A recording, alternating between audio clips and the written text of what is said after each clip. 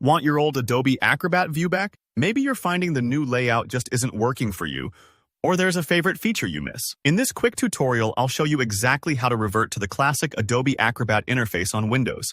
By the end, you'll have your familiar view again.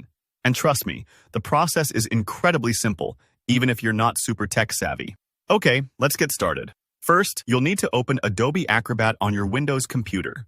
If you're not sure where to find it, just head over to your Start menu, type Adobe Acrobat, and click the app when it pops up. Make sure you're opening the full Acrobat program, not just the reader or a PDF file, so you get all these menu options we're about to use. Once Acrobat is open, take a look in the very top left corner of the window. You should see a little icon with 3 horizontal lines stacked up. That's called the hamburger menu. Yes, like the burger you eat at a picnic. It's a common spot for hidden or advanced options in lots of software, so keep an eye out for it in other programs too.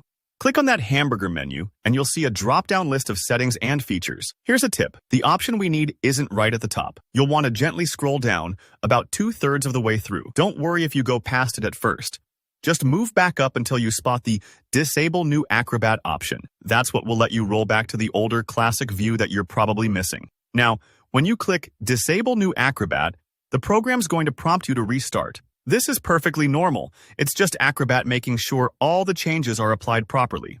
A little dialog box will pop up, and you'll see a button labeled Restart. Go ahead and click that. Acrobat will close itself and then reopen automatically, now in classic mode. If you're working on any open documents, be sure to save them first, just so you don't lose anything important in the process. And just like that, you'll return to the interface you're used to.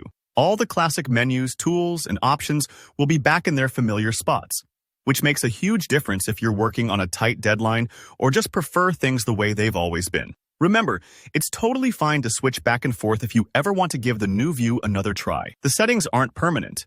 You have complete control. If you're working in a team or sharing your computer with others, you might want to let them know you've changed the view, just so everyone's on the same page. And don't worry if you don't see the change right away. The restart step is the key, and sometimes it takes a few extra seconds, especially if your system is busy.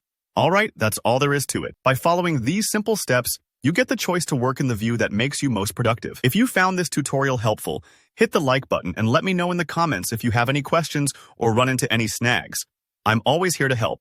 For more easy, practical tech tutorials, make sure to subscribe so you don't miss out. Thanks for watching, and happy PDF editing.